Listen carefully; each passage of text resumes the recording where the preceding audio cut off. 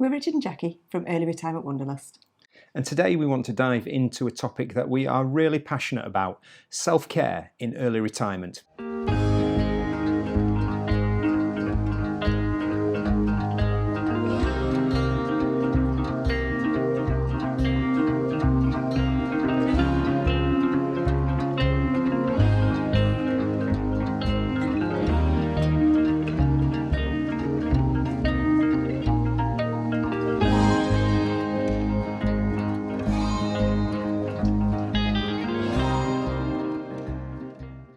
We've been early retired now for just over 2 years, and early retirement is a dream for many people. But what we really want to look at today is, once you've achieved that goal of early retirement, how do you ensure that you're taking care of yourself to get the best out of that time that you've bought yourself?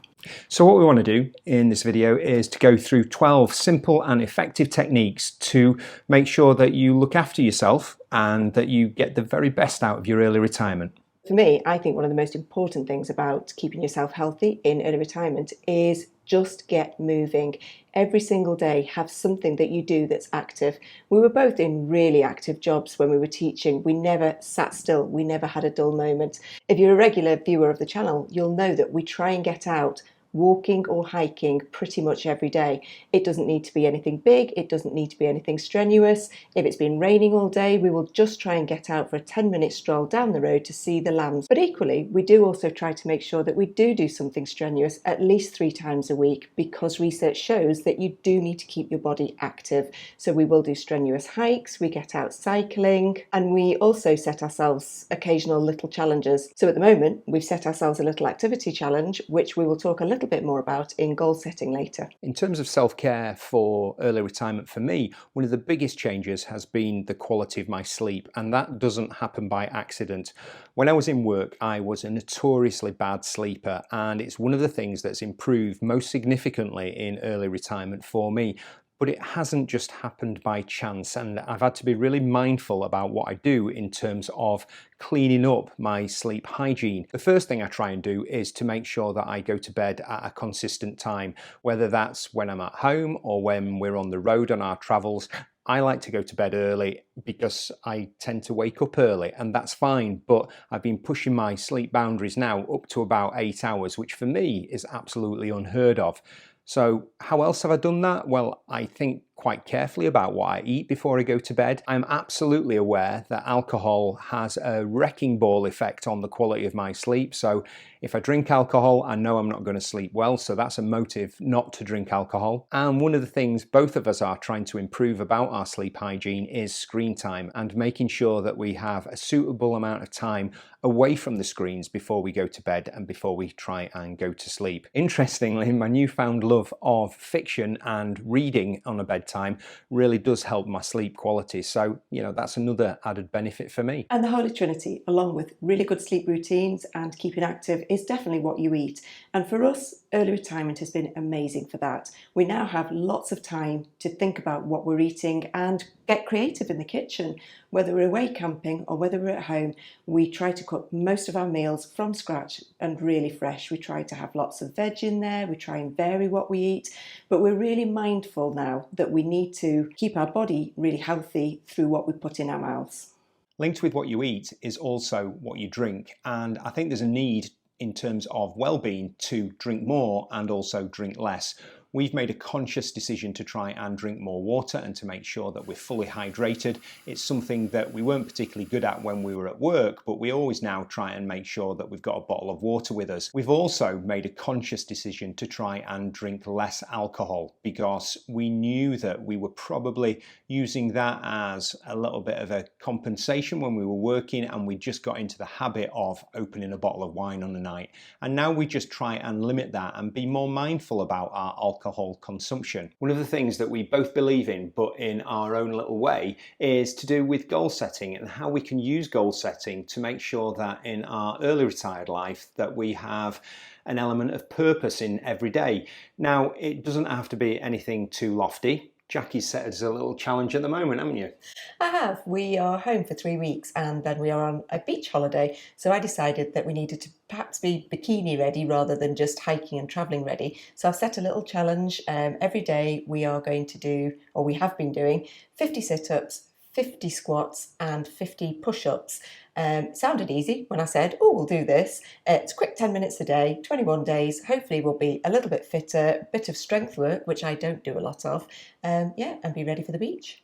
Not entirely sure how I'm going to be bikini ready, but we'll see how we go. We've done lots of videos in the past. I'll try and put some links above to do with how we do our annual goal setting, because every year we sit down and think about what we want to achieve in the year.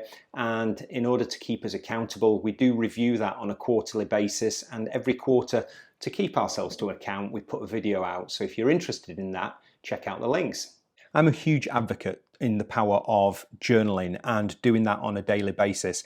For me, it's a really good way of just getting information off my mind and onto paper. And that whole process of journaling on a morning and in an evening is a really good contributing factor to my self-care routine.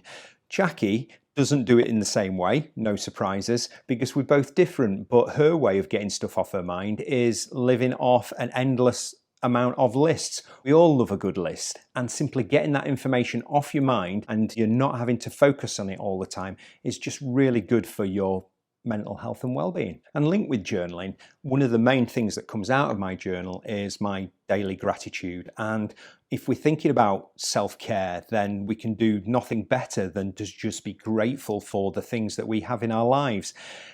We can always look for the positives, and when we focus on the positives, we are more likely to lead a more positive life. So I could be grateful for the fact it's not raining at the moment. It could be something a little bit grander, that I had the opportunity to visit my mum today and she was just so happy. But at the start of the day and at the end of the day, thinking what you're grateful for during the course of that 24 hours is a huge contributing factor to your overall well-being. Being ex-teachers, something we firmly believe in is lifelong learning skills, and being early retired has given us that amazing opportunity to have the time to learn lots of new skills. The biggest thing, and you've all been involved in that, is us learning how to run a YouTube channel. Richard's had to learn how to negotiate the different iMovie packages to do all his editing skills. We've had to learn just simply how to do different shots and different filming skills, and it's actually been a really fun project to be involved in, and we are loving it. And there's just still so many new skills that we learn every day to do with iMovie and to do with our YouTube channel. Our second big project was obviously renovating a cottage, and there were so many new skills that we loved researching on YouTube, finding out how we do different things. I became a curtain maker, I became a lampshade maker, Richard became a joiner and he fitted the new skirting boards, and we just had fun indulging ourselves in learning. Linked with being lifelong learners, something we read a few months ago was something to do with just getting out and being creative. I think the phrase was, be creative, don't consume it. And we've embraced that actually. Something we've really enjoyed is finding a love for writing. Richard does that through his freelance writing that he does for different magazines. And I've really enjoyed getting into grips with doing our weekly blog. It's not quite been weekly recently because we've been travelling so much, but I just love reflecting on what we've done. I use it as a bit of a diary, and we love photography, and actually the weekly blog is where we put all of the amazing photos that we take on our travels. And something Richard's loving doing at the moment is learning his new architectural drawing skills. He sits there in the van every morning, he finds different photos that we've taken the day before, and he has a go at doing his different architectural drawings, and they're actually getting pretty good. I think one of the ways that we can really look after ourselves in terms of self-care is having a good morning routine. For me, it'll come as no surprise that it's actually quite prescriptive, but that's what I really like, and it's certainly what I really need. So I get up and in the morning I do my morning meditation, I do my Duolingo practice, I do my journaling, I try and do my stretches. I now do my 50-50-50 physical challenge to get that out of the way. But for me, it's really important because if I have a good start to the day, then it definitely means that the rest of the day is much more likely to be productive and much more likely to be positive. And just the same way that I absolutely like that rigorous start to the day, Jackie prefers a much slower start to the day. And that's fine because we're all individuals, but she has her own little routine. So she spends quite a lot of time in the morning when she's waking up, answering a lot of the comments on YouTube and making sure that we're on top of our emails and things like that. So it's horses for courses, and if it suits you, then it's all well and good. Something that we're acutely aware of now that we're not in a working environment is the need to make sure that we sustain our social interactions and our social connections with people. Being early retired, it's fab. We now have a lot of time and quality time to spend with our friends and family. We spend a lot of weekends with our children, and particularly with my mum. We get time to go and visit Richard's mum, which we didn't have when we were working. We are aware as well that when we're travelling that we have to really work at making sure we do keep up with people. We're away for 6 weeks at a time sometimes, but FaceTime is amazing, and my mum particularly has really embraced that, so it's lovely that we can almost be in the same room with her. When we're travelling, the other thing that we are aware of is, again, 6 weeks at a time, there's just us two together, and we love our own company. We really do get on, but we try really hard to make sure that we're really social with the people that we meet on the road. And actually it is lovely when we do get to speak to our fellow travellers. We share tips on where we've been and good places that we could go travelling to, and it's just a very social atmosphere that's really important, that it's not just us two all the time. This self-care idea is perhaps a little bit more pertinent to me than it is to Jackie, but it's to do with the consumption of news. Particularly after COVID, I was just sick and tired of the effect that 24/7 streaming of doom and gloom into my life was having on my mental health and well-being. So I decided to just be a little bit more controlling of what news I allow into my life, and that has had a massive impact on my overall sort of positivity in life. It's not that I'm living with my head in the sand, but I just want to be a little bit more in control of the news that I let into my life. So there you have it. 12 self-care tips that we use that hopefully enhances our early retired life. It's really important to remember that self-care is not being selfish. It's just something that we can do on an everyday basis to enhance what is just an incredible chapter in our lives, early retirement. Obviously, there's a ton of things that other people will do in their little routines in their early retirement. If you want to share any of those with us, if you put it in the comments below. Otherwise, it's goodbye from us for now. Bye. Bye.